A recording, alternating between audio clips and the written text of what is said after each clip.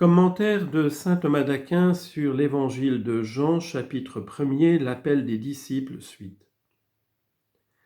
Remarquons encore que Philippe dit du Christ 3 choses qui sont bien conformes à la loi et aux prophètes. Tout d'abord son nom. Nous avons trouvé Jésus.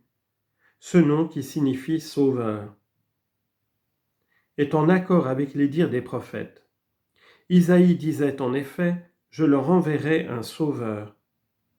Isaïe chapitre 19 verset 20. Et Habacuc, « J'exulterai de joie en Dieu mon sauveur ». Habacuc chapitre 3 verset 18 et Luc chapitre 1 verset 47. Philippe nomme ensuite la famille d'où le Christ a tiré son origine humaine en disant « le fils de Joseph ». En effet, il est dit « on le croyait fils de Joseph ». Luc chapitre 3 verset 23. Il n'est pas étonnant que Philippe nomme le Christ fils de Joseph, car sa mère elle-même, consciente de l'incarnation divine de son fils, l'appelait aussi fils de Joseph. « Ton père et moi, tout angoissés, nous te cherchions ». Luc 2, 48. Certes, si celui qui est élevé par un autre peut s'appeler son fils, à plus forte raison Joseph pouvait-il être dit le père de Jésus, bien qu'il ne fût pas son père selon la chair, car il avait élevé Jésus, et de plus, il était l'époux de la Vierge Mère. D'ailleurs, si Philippe parle ainsi, ce n'est pas qu'il veuille dire que le Christ était né de l'union de Joseph et de la Vierge, mais parce qu'il savait que le Christ devait naître de la race de David, de la maison et de la famille de qui était Joseph, dont Marie était l'épouse. « Je susciterai à David un héritier juste » Jérémie 23, 5. Enfin, Philippe fait mention de la patrie de Jésus de Nazareth, non parce qu'il y était né, car ce fut à Bethléem, mais parce qu'il y avait été élevé. Le lieu de naissance de Jésus était en effet ignoré de beaucoup. Au contraire, le lieu où il avait été élevé était connu de beaucoup. À cause de cela, Philippe passe Bethléem sous silence et nomme Nazareth.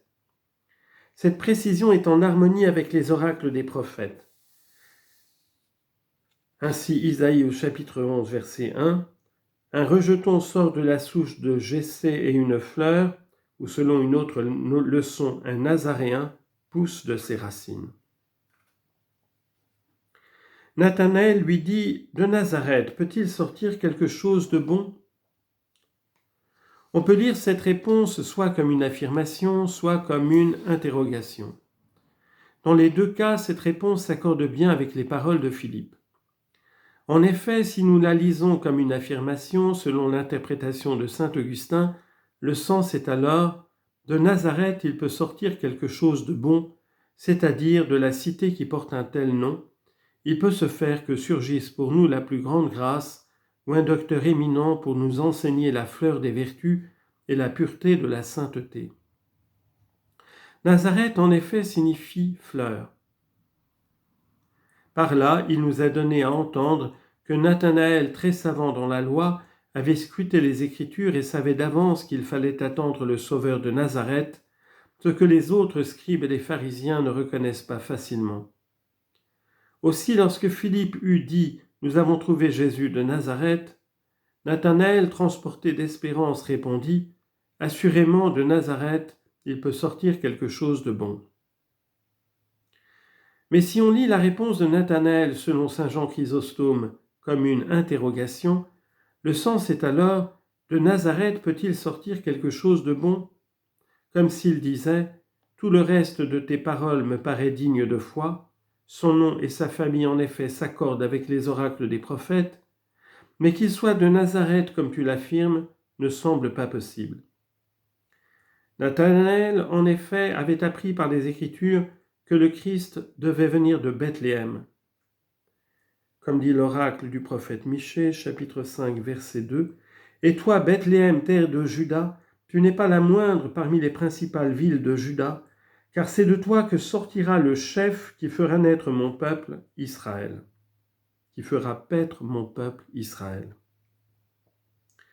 Aussi Nathanaël, trouvant que l'affirmation de Philippe ne correspond pas à l'enseignement des prophètes, l'interroge avec prudence et douceur sur la vérité de son dire. De Nazareth peut-il sortir quelque chose de bon ? Viens et vois, lui dit Philippe. Jean rapporte ici l'invitation de Philippe à Nathanaël. Cette invitation convient aux deux interprétations possibles de la réponse de Nathanaël. Si celle-ci est affirmative, en voici alors le sens. Tu affirmes que de Nazareth il peut sortir quelque chose de bon, mais moi je dis que le bien que je t'annonce est tel et si grand que je suis incapable de l'exprimer. Aussi, viens et vois. Si la réponse de Nathanaël est interrogative, le sens est alors, tu demandes, de Nazareth peut-il sortir quelque chose de bon ? Viens et vois, et tu sauras que ce que je te dis est vrai.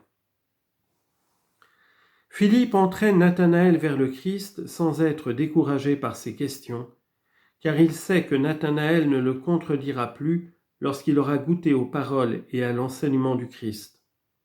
En cela, Philippe suit l'exemple du Christ qui, à ceux qui l'interrogeaient tout à l'heure sur sa demeure, avait répondu « Venez et voyez ». Jean chapitre 1, verset 39. Allez à lui, dit le psaume, et vous serez illuminés. Psaume 33, verset 6.